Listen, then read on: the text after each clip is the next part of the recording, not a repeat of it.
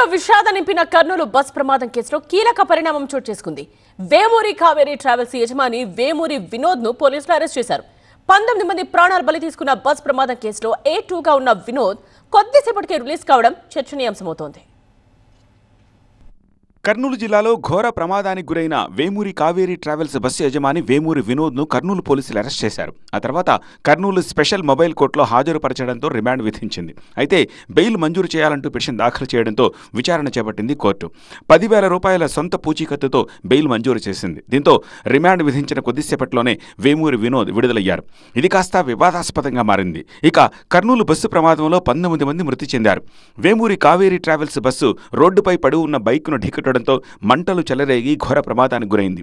Case నమోదు చేసి విచారించిన పోలీసులు Vemuri Kaveri travels bus registration విషయంలోనూ లొసుగులున్నట్టు సీటర్ వాహనాన్ని స్లీపర్గా మార్చినట్టు గుర్తించారు.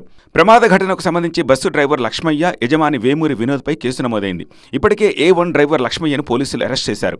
ఆయన ప్రస్తుతం రిమాండ్లో ఉన్నారు. అయితే A2 వేమూరి వినోద్కు కోర్టు రిమాండ్ విధించినప్పటికీ అదే కోర్టులో మళ్లీ సెల్ఫ్ ష్యూరిటీ తోటి రిలీజ్ కావడంపై విమర్శలు వ్యక్తమవుతున్నాయి.